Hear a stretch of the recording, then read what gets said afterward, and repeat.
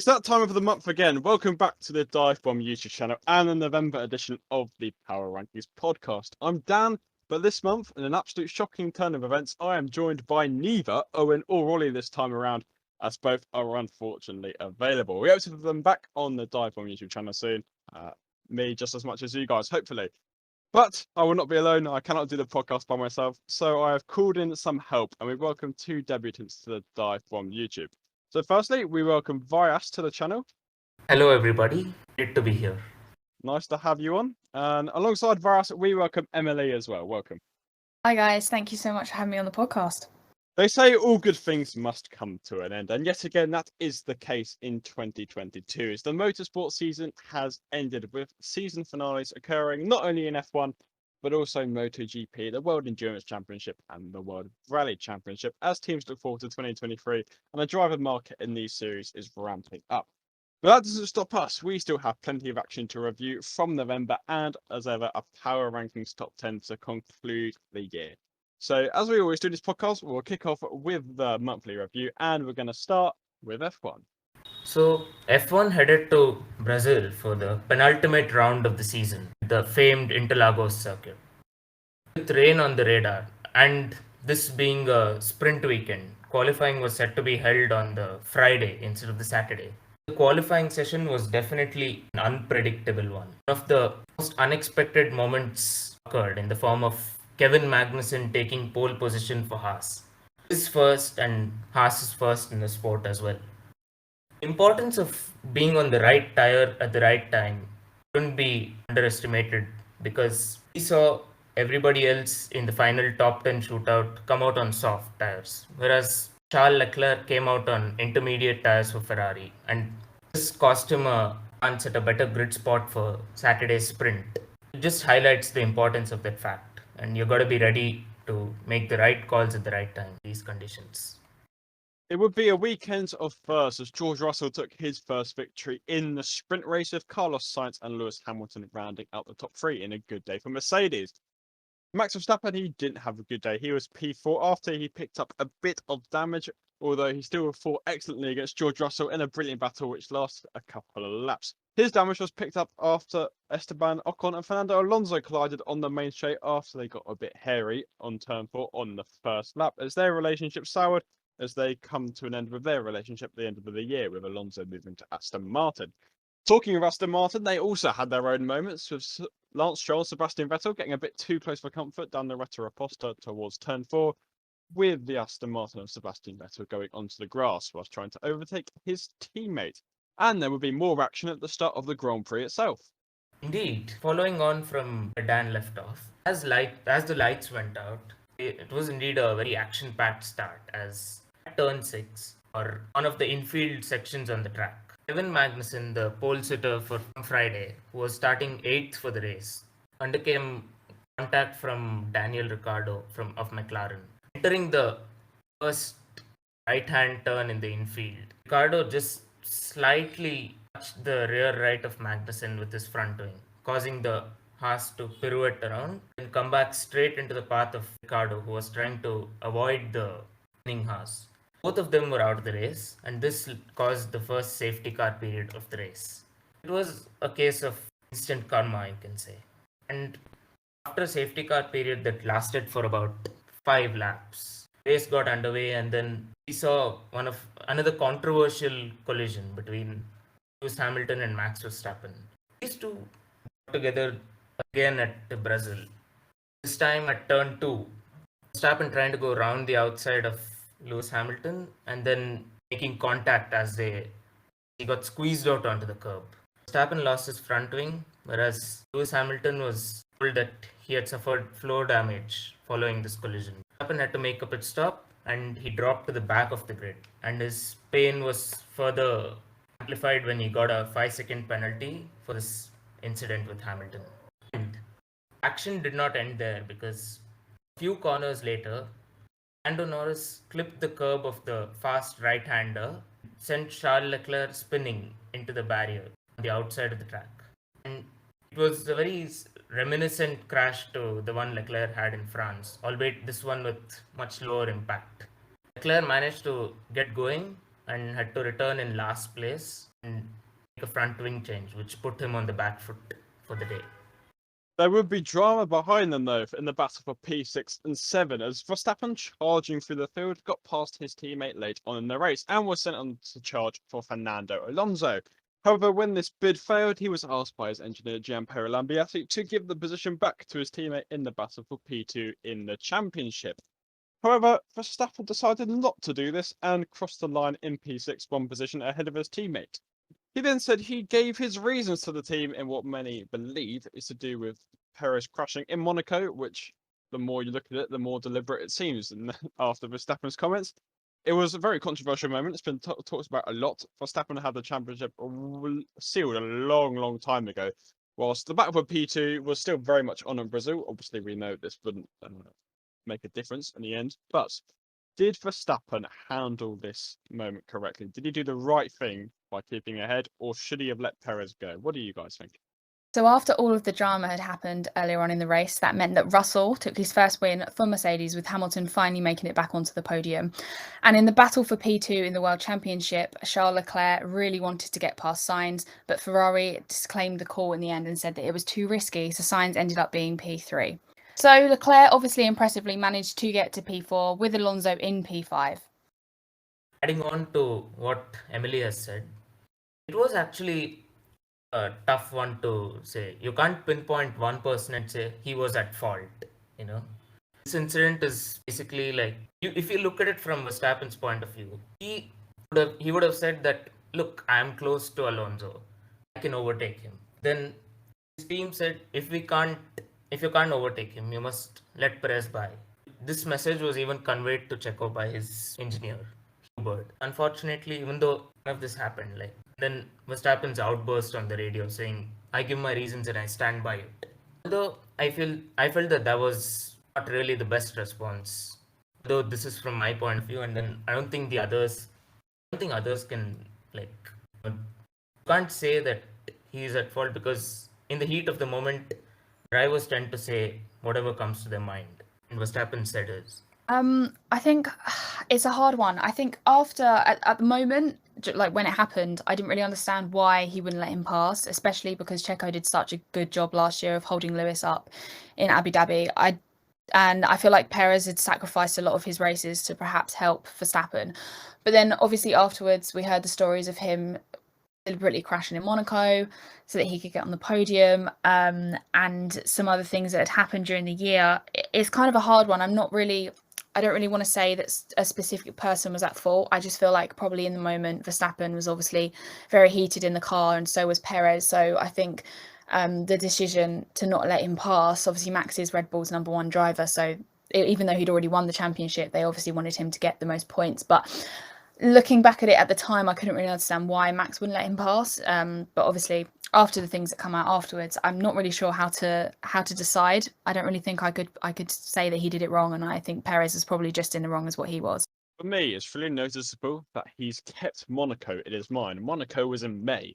Brazil was in November. That is 6 months apart. And if this is a problem, which has clearly been inherent for this long, that does give me a slight concern at Red Bull. And I think it was the wrong time to do it. If it was the middle of the season, okay, fair enough. But when Verstappen has got the title sealed, and next year could be very significant. Mercedes were very quick towards the end of this year. Who's to say they won't be as quick at the start of next year? They gotta keep this in mind. And if the relationship sours, which I don't think it will personally, but you never know, it would not be good for either party, because Perez's job is to support Verstappen as a teammate, realistically. And if he's not doing that, it becomes a bit difficult for both parties. So we'll see what it brings next year. Hopefully, Red Bull sorts it out, because it would be a very childish thing to leave going into next year. But if they've sorted out, that's good, because Red Bull need both their drivers at the very best, and team harmony to be at its very best as well. We then moved on to Abu Dhabi for the season finale, and it would not be as much riding on it as it was last year, obviously, but the battle for P2 was still intense. FP1, though, we saw a lot of changes. We mentioned this last month in the podcast for the USA and the Mexico City Grand Prix, where we saw a lot of changes. Now, Abu Dhabi was no different, with 8 drivers stepping into free practice 1, as teams wish to fulfill their mandatory young driver rules, which we're implementing this year. Robert Kubica, he subbed in for Alfa Romeo, although, as we all know, he does not meet the Dream Driver requirements.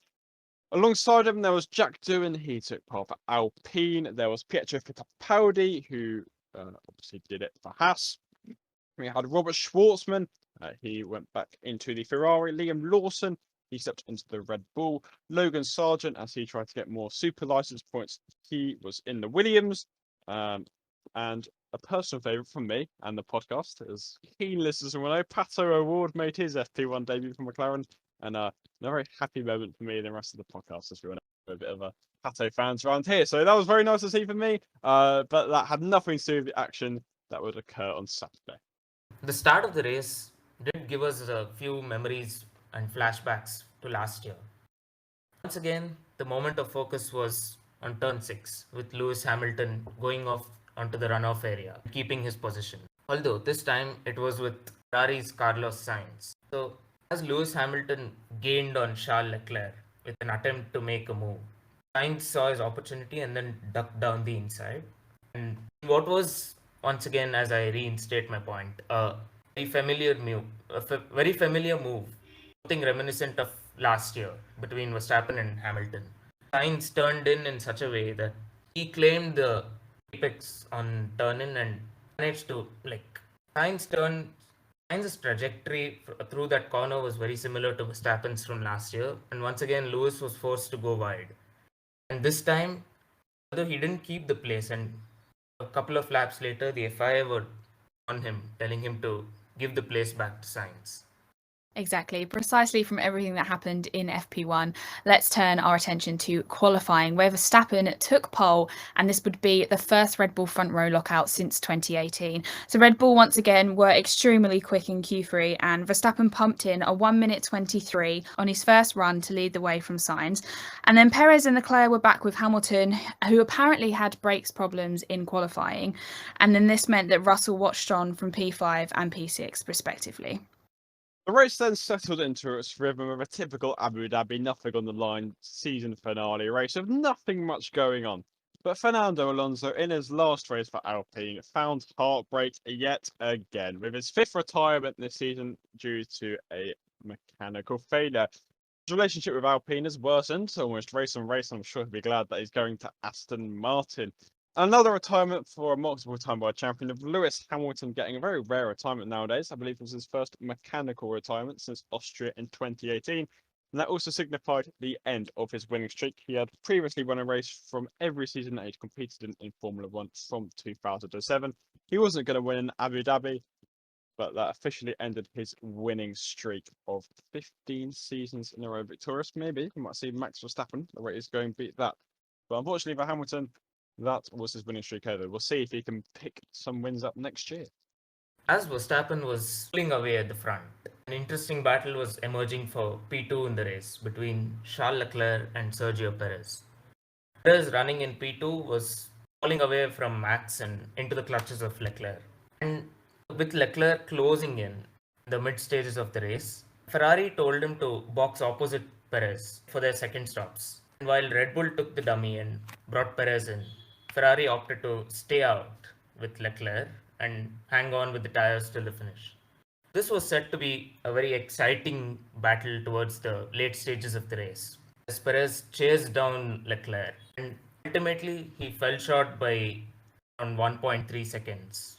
He did definitely give it a good go, although his battles with Lewis Hamilton and Pierre Gasly cost him quite a lot of time, if you look at it in the context of the result. And that was it for F1 in 2022. We're going to have a quick look at the news that happened in November. And whilst it was the end of an era for Daniel Ricciardo and Sebastian Vettel, one era returned as Nico Hulkenberg was confirmed to return for Haas for 2023. The super sub, who has done, 5 races now in 2020 and 2022, is getting his first full-time drive since his Renault drive in 2019, which we obviously saw in race. A couple of races for Racing Point in 2020 and Aston Martin as they now are in 2022. Who remembers that? Hulkenberg at Bahrain and Saudi Arabia. I bet you all forgot on listening to the podcast.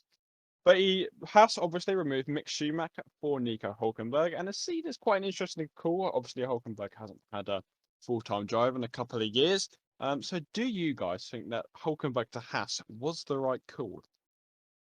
I think if you look at it, Haas have indeed made the right call by signing Hulkenberg. Now, while this might sound a bit too controversial, thinking like, okay, Hulkenberg hasn't driven much in last 2 seasons, and even in his super sub appearances in Bahrain and Abu Dhabi, did not score any points. The reason I stand by Hulkenberg being in Haas for next season is that at this moment, Haas need a couple of experienced hands so that they can get up the pecking order in the 2023 season. And who better than two veterans of the sport to extract the most performance out of the car to help them get the best results and replicate, hopefully, their form from 2018 when they finished fifth. Nothing against Mick Schumacher here. He also deserved to be at Haas. You know? It's hard to judge someone based off just one proper season of competitive racing, and this was the first time Schumacher was racing the midfield proper and battling with the best of the rest. And I don't know about everybody else, but all I wanted for this race was a good send-off for Vettel and Ricciardo. And of course, they both ended up finishing in the points, which was great to see. Ricciardo ended up coming home in P9 and Vettel in P10. And then obviously after the race finished, there was lots of fireworks for Max, who won. And then we saw Vettel doing some donuts on the grid. And then actually Daniel did some donuts as well at another part of the track. And it was just really lovely to see such a great send-off for Vettel, considering he's retiring from the sport. And Daniel will be back next year, but obviously as a third driver for Red Bull. And it's definitely not the end of his career, but it was great to see that everyone was so supportive for both of them the whole weekend. I'm a huge fan of Haas's lineup tournaments for 2023. It's two very experienced, very capable pair of fans, two kind of midfield warriors, as it were, in kind of the mid to late 2010s. And also a solid pair of fans. And with a good car, they could do a good job. I'm not expecting miracles on a regular basis, but a very, very good lineup. It is a very decent competitive lineup by Haas. It's kind of the lineup they need, I think, if they want to progress forward. They also took that risk last year by putting both Schumacher and Mazepin in the car and putting two rookies. Probably wasn't the greatest idea. So now 2 years later, they've put two very, very, very experienced drivers in the car, which is interesting. Obviously, we're seeing Mick Schumacher go.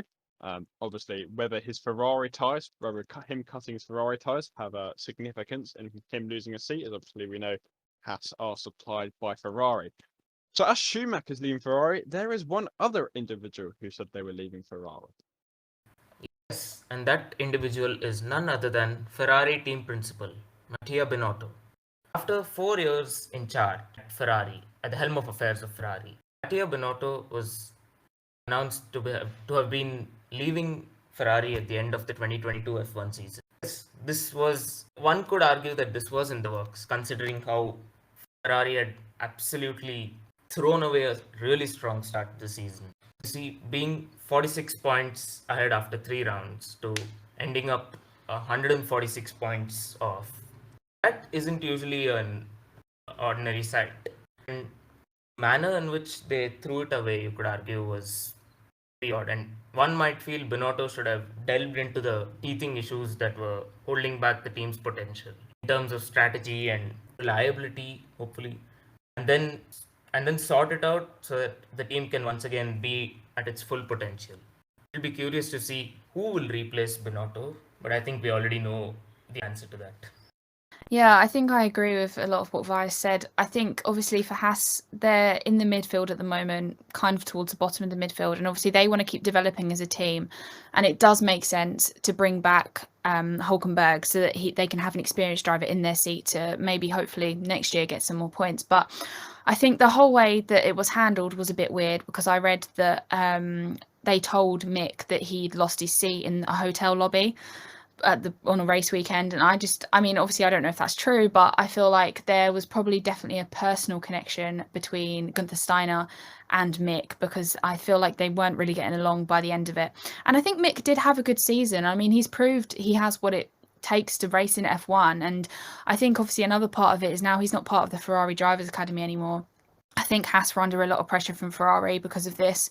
And it does make sense to bring Hulkenberg back, but I'm a little bit sad to see that Mick is now without a seat for F1. I mean, hopefully he'll sign for Mercedes as a reserve driver. Now Nick de Vries is in AlphaTauri, but I just think it's a big loss for Mick, especially because he did so well this year. Let's move on to the next big news that came today, that the Chinese Grand Prix has been cancelled for 2023 and for the foreseeable future. Now, obviously, we know that China's COVID policy is very, very tense at the moment, as most of the country is still in complete lockdown. So I don't see this ever coming back for at least the next 5 years as they try to live with COVID and get over the pandemic. But I think what we should look at is try and look at the positive side of this. And what other races would you guys like to see on the calendar? Obviously, we've got 24 races next year, so we've already upped the game. But who do you think, what country would you both like to see? There are rumours currently of Portimao returning, and I'm actually a massive fan of Portimao. I love the elevation change. It's good for racing, nice track to drive, and a good track for racing. That long DRS straight on into turn one. So I look forward to that coming back. The races I don't think quite lived up to expectations. The two races we had, but I really like the track. I think it's very good. Istanbul Park, obviously, and that'd probably be my personal preference. I really like Istanbul Park. Really good mix of corners, and the racing there has always been really good. 2020, obviously, where Lewis Hamilton stood a 7th for a title. That was a fantastic race. 2021 wasn't quite as good, but it was still a thrilling battle. I remember Perez v Hamilton, which was probably one of the best moments of the year, to be honest, there at Turkey. So yeah, an Istanbul Park return, that is what I would love to see, really. Istanbul Park for me. My point, I would say that Portimao, I would agree with Dan. Portimao is a fantastic track, no doubt. The elevation changes, the long start-finish straight. One into turn one is a very unique turn, with the racing line being from the outside. As a result, we have seen many fantastic overtakes being pulled off in this turn. And as a whole, the track is very interesting and very challenging for the drivers, as the elevation changes always tend to make it a much of an adventure or a roller coaster for the drivers. And I would love to see one return to Portimao. And another of my personal preferences here would be Germany. I think I speak for the F1 community when I say we really wish that F1 returned to Germany, and probably to even the Nürburgring. It's a fantastic track. I think the race that I'd love to see come back is definitely the Canadian Grand Prix. I just think that it would be great to go back again, and that has a lot of downforce on that circuit, and it's one of the drivers' favourites as well. The hairpins, the anchors, the cars just got to work really hard around these tracks, and I feel like it will test a lot of the drivers, especially the rookies, to their extreme. So I'd love to see the Montreal Grand Prix come back. And there was slightly more calendar news for 2023, as some of the sprints were rumours. So currently, F1 plans to go to Azerbaijan, Austria, Belgium, Qatar, the USA, and Sao Paulo as its 2023 sprints. Saudi Arabia is in contention to replace Qatar, but interestingly enough, for Saudi Arabia, they don't agree on the money status. So there we go. You learn something weird every day.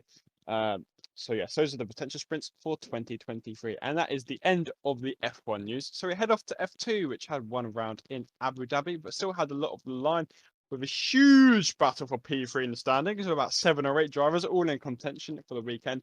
And the biggest talking point of all was Logan Sargent, dependent on whether he could get his FIA super license to secure the Williams seat for 2023.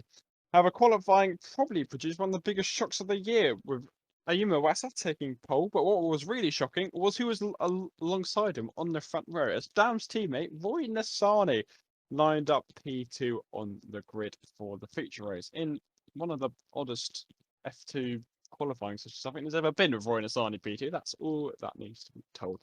But it was a sprint where the points matter, and we'll head on to that. The sprint race saw a massive impact on the first lap, as Jehan Daruvala had a bit of a moment into turns 2 and 3, and then went into the path of Enzo Fittipaldi, and both of them went into the barrier on the exit of the pit lane. While this caused a red flag, it gave the drivers and teams a chance to once again take a breath and get back to racing just after the crash. And then the sprint race saw one driver stamp his authority on the weekend. This was none other than Liam Lawson. So basically, the New Zealand driver showed a very strong turn of pace, keeping behind Richard Verschoor for the first few laps, and then what you could say was arguably catching him out by surprise, overtaking him into turn 6, the most prominent overtaking zone on the circuit.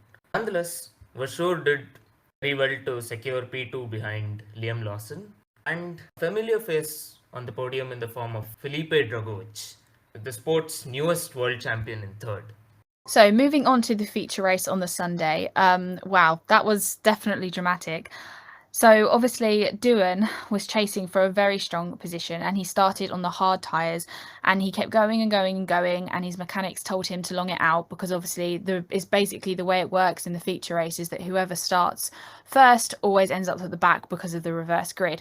So he stuck it out for as long as he possibly could, and then finally on lap 25 he came in and pitted for the soft tyres. However, when he left the pits and continued to drive around, his wheel fell off, and it was very dramatic and cost him the entire race. He was extremely angry, as you would be. The mechanic obviously just didn't put the wheel on properly, and it ended his race for him. And also someone else who retired was Théo Pourchaire. He retired again in a very frustrating season for him. You know, towards the beginning of the season, he was very high up in the rankings, and he just kept dropping after all of these retires. And then obviously we saw a great battle between Djokovic and Iwasa. It was on the final lap, and Djokovic was so close to getting around him, but just didn't quite do it, which meant Iwasa took P1. Djokovic was in P2, and then Liam Lawson had an absolutely amazing weekend and finished in P3, which meant that he then pumped up the standings to P3 as well. And then obviously Sargent eventually gets all the points he needs for his super license, meaning that he was then later confirmed for Williams for 2023. And that's the F2 then for 2022. And there's even more series who finished in November. One of them, MotoGP. But we don't have our resident Owen this time. But don't worry, here he is, and here is his report for the Valencia Motorcycle Grand Prix. Well, apologies to the DIVEBOMB viewers. I currently have COVID, which you might be able to tell from even my voice. It's not exactly fun for anyone that has had it. And yeah, not exactly the best experience. I wouldn't recommend it. But nonetheless, let's get underway with the MotoGP Power Rankings. Well, we started off the November MotoGP month with, well, we started and ended it with just Valencia, a track which, to be honest, I don't love all that much. But nonetheless, Alex Rins took the victory, and that was it at Suzuki's final ever race for the foreseeable future anyways, because a bit like Honda in F1, they have quit and then they've returned, and then they've quit and then they've returned, and now they're quitting. So let's just see if they're going to return in the near future. I imagine they will. From the rumours I've read, they're already looking at returning. As many predicted, and as has the story been for Yamaha in, well, more since sort of 2019, 2020, but Yamaha being weak once again, and it was no different at Valencia. Quartararo was only able to finish P4, and to mathematically win the World Championship, he had to win that race. He didn't even really get close, unfortunately.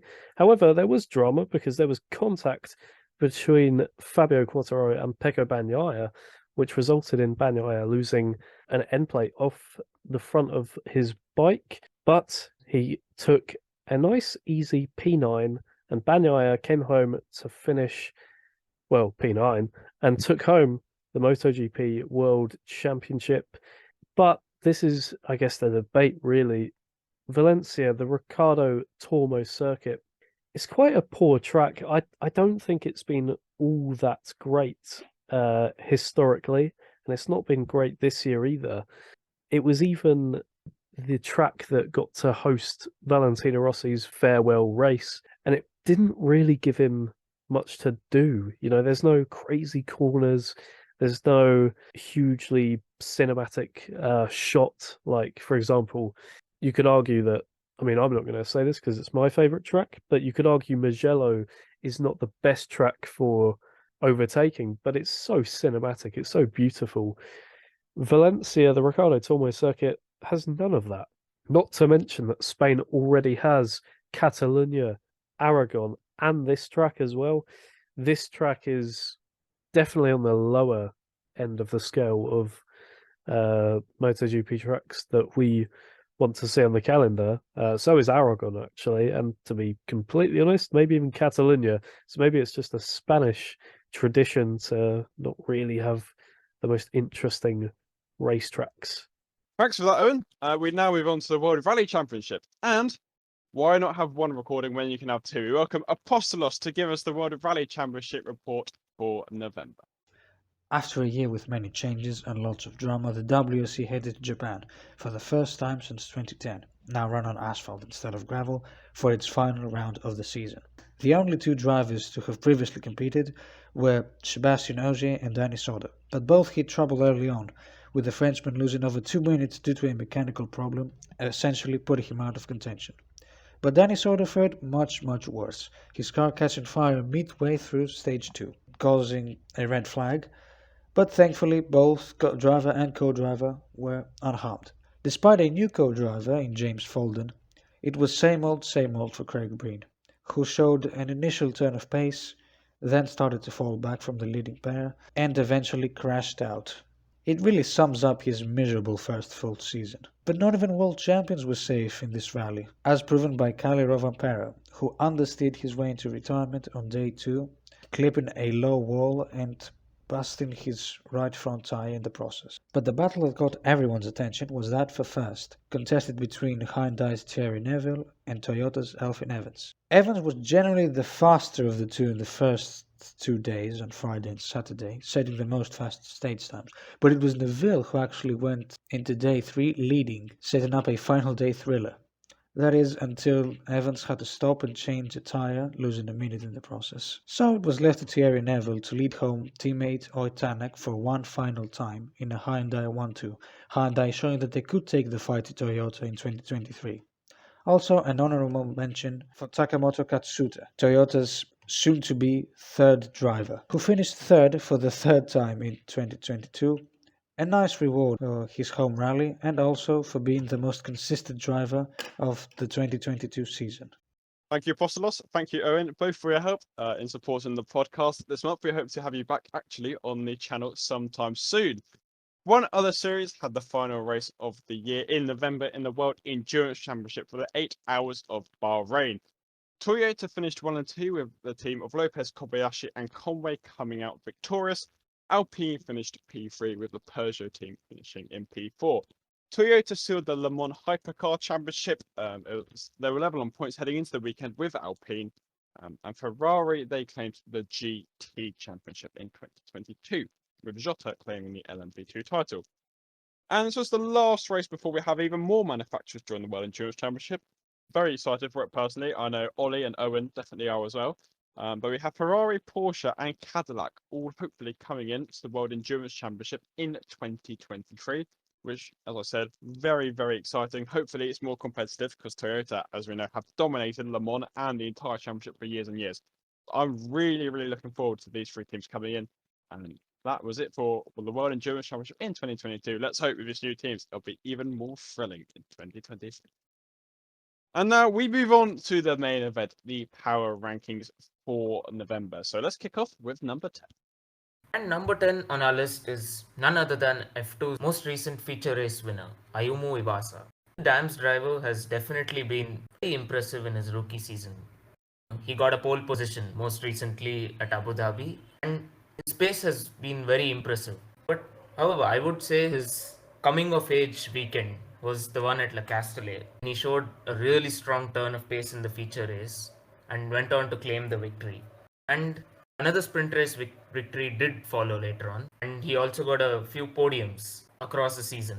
And he finished a very impressive 5th in the standings. Now, this might bring in a debate as to whether this was one of the best rookie seasons in Formula 2 this season, coupled with the likes of Logan Sargent or Enzo Fittipaldi or any of the other rookies. So that could be a topic of debate for sure.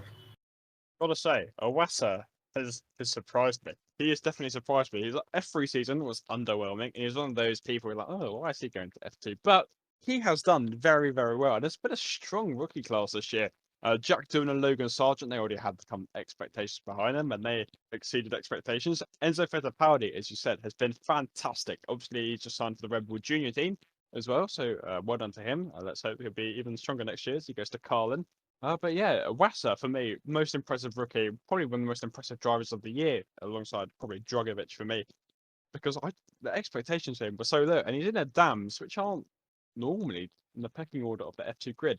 But he's won several races, and he's done really well this year. So for me, Iwasa, one of the most impressive drivers of the year for sure. Yeah, I agree with everything that Dan just said. I mean, Iwasa wasn't really on my radar until Abu Dhabi, and I feel like I've missed watching paying attention to his season, considering he did actually do really well, especially in the dams. Him winning, in Abu Dhabi was crazy. I didn't really expect him to do it, but he did. So I completely agree with what both the guys have just said. We move on to P9, and a first time NASCAR has featured on the Power Rankings podcast and the Power Rankings itself. Joey Logano of Team Penske won in the championship finale at Phoenix after he led the majority of the race and picked up his second NASCAR Cup Series title after his previous title in 2018. If you didn't know how NASCAR works, you have this whole playoff system, and the last race is kind of all or nothing. Imagine Abu Dhabi last year, everyone's level on points going to the final race, but there's 4 of them, and that's kind of how it works each year. So 4 people going in, and the one with the highest finishing position wins the title, basically. And that went to Joey Logano, who claimed, as I said, his second title after 2018, as NASCAR makes their first ever appearance on the Power Rankings. Maybe there'll be more to come in the future. And moving on to P8 now, let's talk about our Brazilian 22-year-old F2 winner, Felipe Drugovich. So the MP Motorsport driver won in such an amazing season. He really did have a great season this year.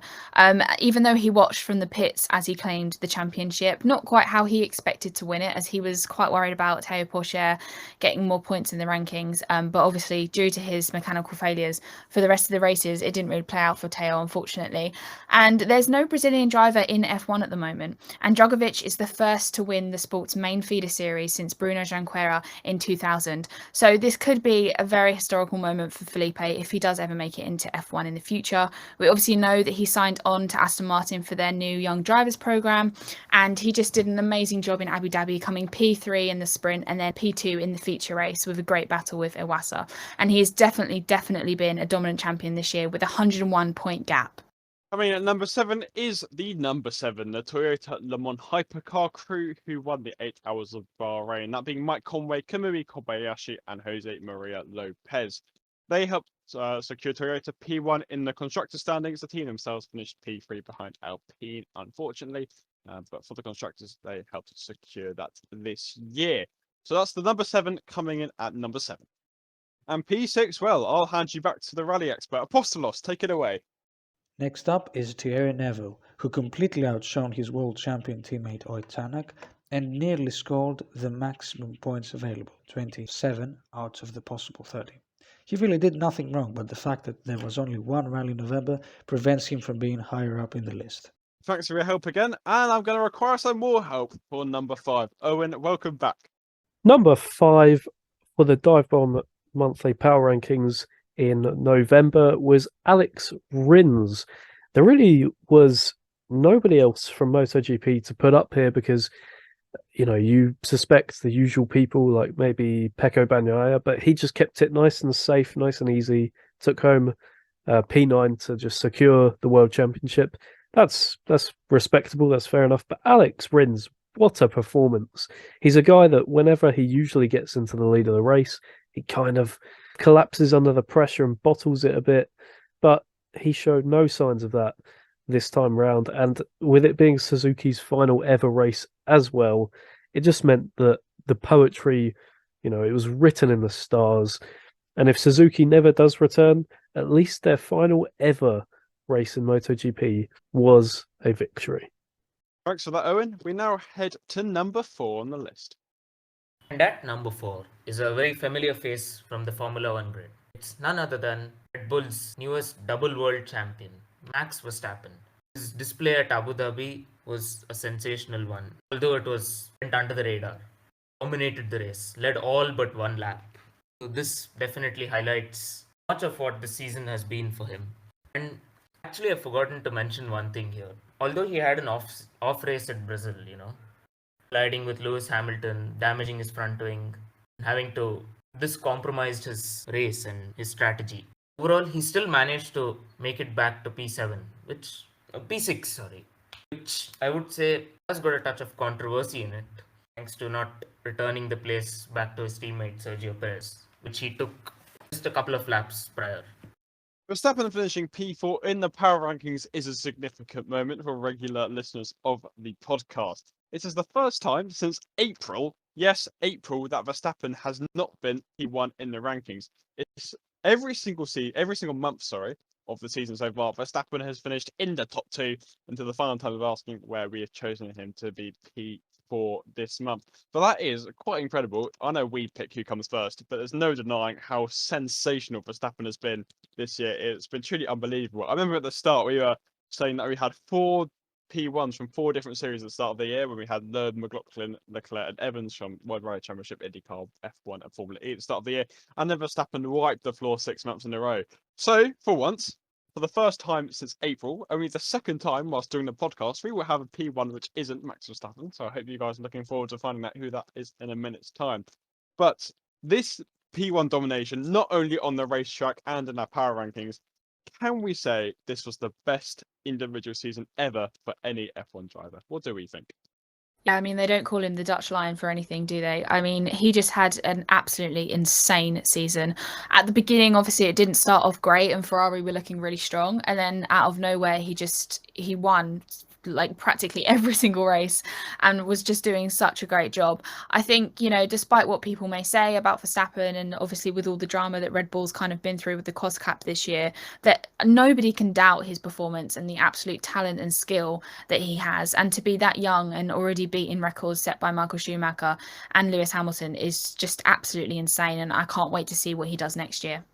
Indeed, this could be termed as one of the strongest individual performances in the world of F1, It could be said as to be right up there with Schumacher's 2004 or Sebastian Vettel's 2013 season when he won 9 in a row. But Verstappen has gone 2 better than both of the drivers in terms of race wins. He has accumulated 15 race wins. Now, this is a new record, and it's not the only record that he has broken this season. And as far as I have looked at the standings, I have observed that he has scored 454 points, and that is actually the best points haul in a season. It beats Lewis Hamilton's record of 413 from 2019, if I remember correctly. And it has indeed been a very, very strong season, one of the best individual seasons in the sports history, despite there being many arguments about, yes, Verstappen may have had the best car or his rivals may have messed up here and there, but nothing can be taken away from the Dutchman's great performance this year, and I would simply rank it there as one of the best performances of all time in the sport, individually, of course. Yeah, Max Verstappen is quite unbelievable. 15 wins in a season. He will be the first person to say, oh, we have more races nowadays. But even he could not deny the magnitude of his 15 wins in a year. 2 more clear of what Michael Schumacher achieved in 2004 and what Sebastian Vettel achieved in 2013. As I said, 50 was absolutely crazy. And you think of Silverstone or Singapore, where small errors cost him a race victory. There could be even more to this list. And the 36 points he dropped at the start of the season in Bahrain, Australia, through no fault of his own. The guy is 25 and he's got 35 race wins. He's only behind kind of the big 4 in statistical terms. With Michael Schumacher, Lewis Hamilton, Ayrton Senna, Alain Prost, and Sebastian Vettel for race wins. He's got 35 race wins at 25. That is absurd. And it kind of seemed towards the end of the season that every race he just break another and another record. The guy was just so dominant this year. And his kind of win streak between France and Italy was insane. Absolutely insane. P14 in Spa, P10 in Hungary, P7 in Italy, and he just dominated all the races. It didn't even look like he was close to winning. Sorry, close to not winning. Even when he was 14th for Belgium, we all still thought he was going to win. That's how good he's been. And there was other standout drives, I think, to the USA or I think to Japan, where he was unfancied, especially in the USA. In Japan, where he won a 45-minute race by 27 seconds. The guy is just ridiculous. And he doesn't really seem to have a weak point, which is like the worrying thing for his opposition. He's just good at everything. Like, how are we supposed to beat this guy on his day? And I'm so excited to see what I can do in the future, because I think 5 years' time, we'll be seeing him as definitely up there with the greatest of all time at the way he's going. The only thing that'll stop him from breaking every record is him wanting to retire early. So, yeah, what a season. I think it's the best individual ever. Just the way he broke every record, 15 wins. It is absurd. We move on to the podium places now for December, and Charles Leclerc, who was off the power rankings for a long time. He returned last month in October in P9, and this time he comes in P3. After an excellent comeback drive in Brazil, after we mentioned earlier, he collided with Lando Norris into turn 6, but he still recovered in the Ferrari, which wasn't looking that strong around Brazil, to P4 ahead of Verstappen, who obviously collided at a similar time. And a very impressive performance of Charles Leclerc. Great comeback drive considering where he was at. For all we thought, he was out when he hit the barrier.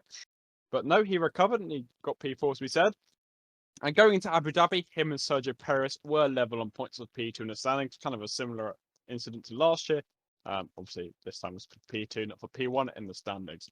And he finished in P2 in Abu Dhabi, despite the immense pressure from Sergio Perez on the two-stop strategies, chasing Leclerc down.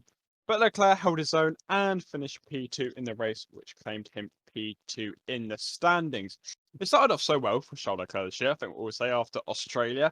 After he had 2 race wins in the second, and after Verstappen's 2 retirements, we all thought the championship's looking very good for him. We're not going to go into what happened for Ferrari every race because we've done that in previous podcasts.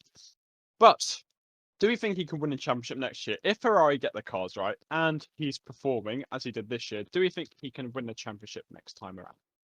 I mean, I feel bad for saying this, but I don't see Charles as being championship worthy. I just feel like, obviously, with Ferrari's strategy this year being an absolute joke, and now obviously Binotto has resigned, I just think there's always a really good point to Charles, and he does so well, and you can see that he's so desperate for that win.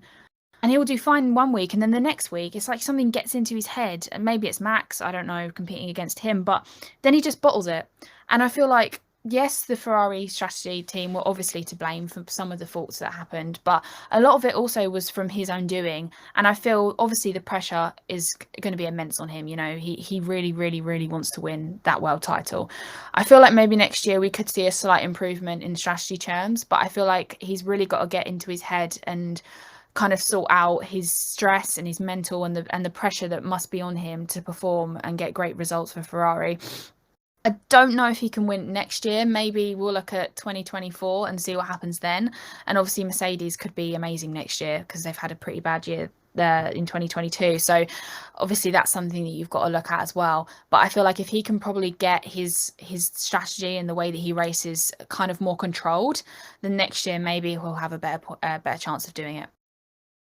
Well, I would say he's still some way away from being a championship contender and proper in the future, you know. While Charles has been scintillating in qualifying sessions, you know, most notably the pole laps from Spain or Monza or even Bahrain to kick off the season, I still think he's got that one more step to make so that he can join Verstappen's level and compete for the championship. And while it is obvious, as I had previously stated, Verstappen has had a fearless season. Leclerc did make the odd error here and there, you know. His spin at Imola as he tried to chase down Sergio Perez, or his spin from the lead at France. And while he did admit he made these mistakes, he stood up and accepted his mistakes here. There is no denying that he's still that one level below Max Verstappen, and he will be looking to close this level. And I would fancy him to take a big step up next year, provided Ferrari give him are capable of doing so, iron out their mistakes.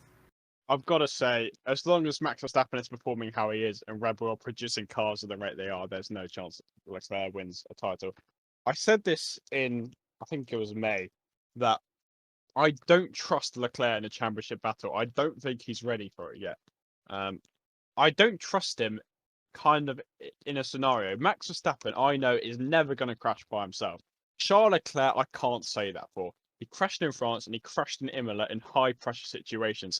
And I feel like when the pressure gets higher, do I trust him then? I feel like Verstappen is just so composed, and the way he's driving now, you won't be able to beat him unless your car is so superior.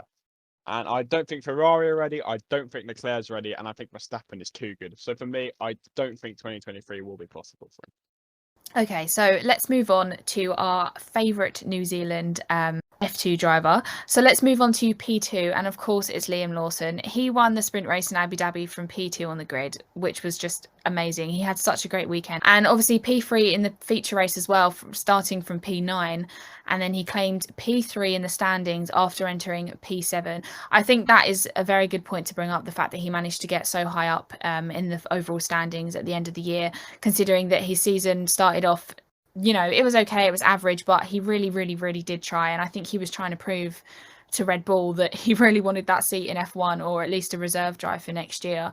Obviously, it's kind of been mentioned that he's moving to Japan for Super Formula now. And I guess I just want to ask you guys, do you think Liam has what it takes to ever be an F1 driver, maybe in the next coming few years? People listening to the podcast may know, we have a lot of Liam Lawson friendliness around here, and I and everyone else that we talked to in DIVEBOMB will say that he was very, very unlucky this year.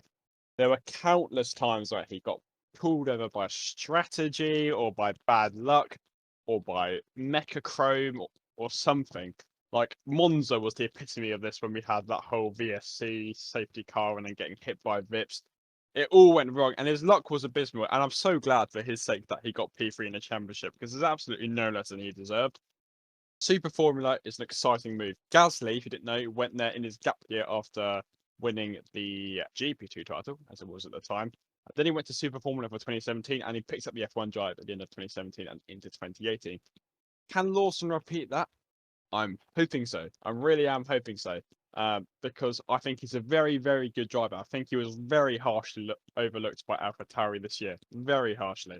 And he's obviously done, was it 3 FP1 sessions for Red Bull / AlphaTauri this year?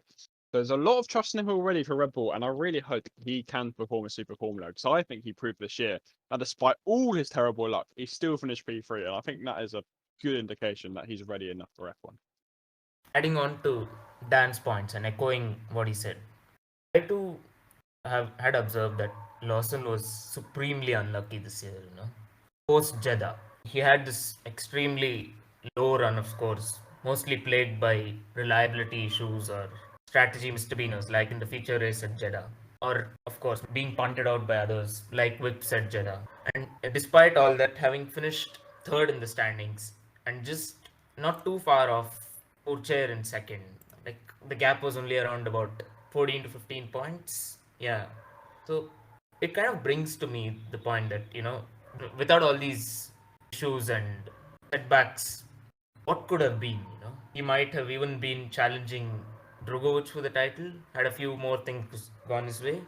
And agreeing on the point of being F1 worthy, I think he is very close to being in a position to make the step up to F1, Next year, the focus will definitely be on current AlphaTauri driver Yuki Tsunoda, because he'll be into his third season of Formula One, and a lot of expectations and pressure will be on him to perform. And should he not perform, Lawson might just end up getting a chance to drive for them. Yeah, I think moving to Super Formula for Liam might be what's best for him next year. And Gasly obviously did very well and then ended up coming into F1 after that. I feel I would rather see Liam in the AlphaTauri in 2024 than Tsunoda, to be perfectly honest with you. I feel like he has a lot to prove. And, in the FP1 session in Abu Dhabi, he came P5 in FP1, and he just drove amazingly in that Red Bull, and especially because they're so different to F2 cars, for him to go out there and get P5 above drivers that have been racing like Daniel Ricciardo for nearly a decade now. I feel like Liam just has such a lot of potential, and I think that maybe Red Bull have been a little bit too harsh for him, and I feel like they should definitely let him be a bit more open to perhaps being a reserve driver, or just having a bigger role in Red Bull or even AlphaTauri. But hopefully him moving to Super Formula, he'll be able to kind of reset, try a different racing series, and then hopefully come back in 2024 with the ambitions of being on the F1 grid, because we do need a Kiwi driver. And now, moving on to number 1 for the DIVEBOMB Power Rankings podcast for December is none other than Kingsland's finest, George Russell. Mr. Consistency, as we all call him, and he has been simply consistent this year, At one point, he had a run of around every race he finished, he was in the top 5. And while he's had only 3 non-scores this year, or shall I say, non-top 5 scores this year, I think this has been a very, very strong season for Mercedes. Even outscoring Lewis Hamilton over the course of a season, it's something that only a few seasons that has happened, Although he didn't win the qualifying head to head record, and we all know how difficult it is for any driver to be able to out qualify Lewis Hamilton, given he is the king of qualifying. I would say it has still been a very, very impressive season for George. And this was capped off by his performance in Interlagos, where he challenged Verstappen, won the sprint, and then held on from initially Sergio Perez, then his teammate Hamilton, who, albeit he had floor damage, he was still pushing Russell really hard, And Russell's ability to soak up the pressure in the crucial moment and take the victory was really on display that day. And another point I think I might have missed again was that he did take his first pole before in Hungary, Another very impressive performance. And well, he was even in, and later on in the season, as Leclerc and Perez were battling out for second, he even stood an outside chance of getting second. And that is very impressive considering the struggles Merc endured in the first half of the season with porpoising and a lack of pace and not being able to diagnose the issue on their car. Now, this definitely brings us to a point. Did he exceed the expectations for Mercedes?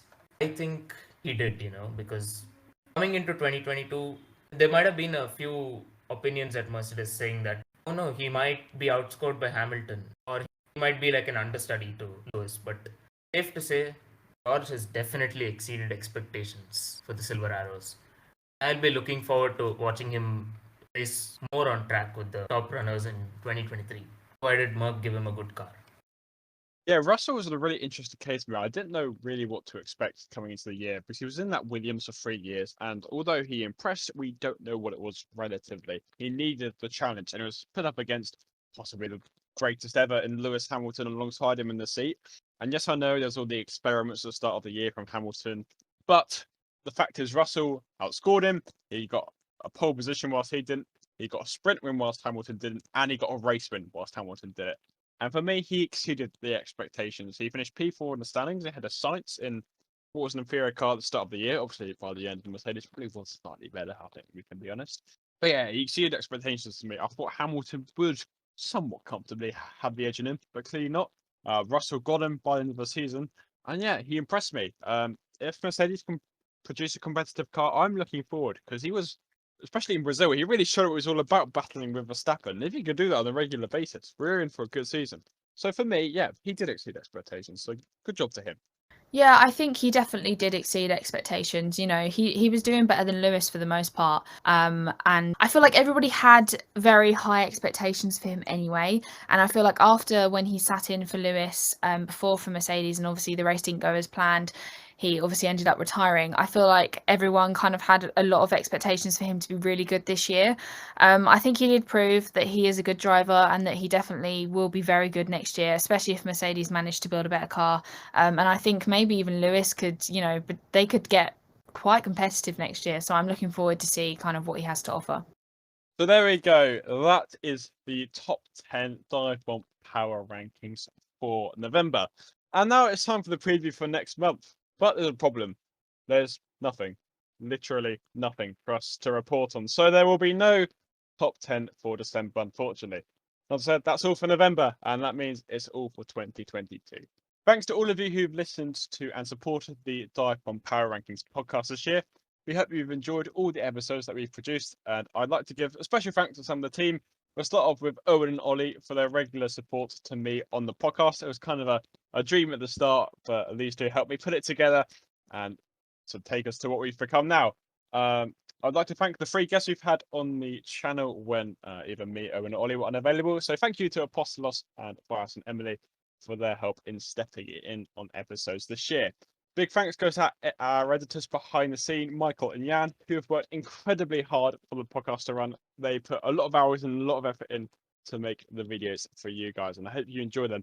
And another thanks to Emmett, who produces what is becoming our iconic outro, Niotta, if you want to give it a listen on Spotify, and the rest of the DIVEBOMB team that make the Power Rankings podcast possible. But don't worry, you will not need to wait for February for the next edition of the Power Rankings podcast, as myself, Owen, and Ollie will be back for the DIVEBOMB Power Rankings Top 50 2022, where myself and the team will pick our top 50 drivers from the 2022 season across all world motorsports. Put in your predictions now, we'll see how they stack up against theirs, and we hope to see you there. Don't forget to like and subscribe to the DIVEBOMB YouTube channel, as follow us on Instagram and Twitter at Project DIVEBOMB for the latest news. We hope to see you then.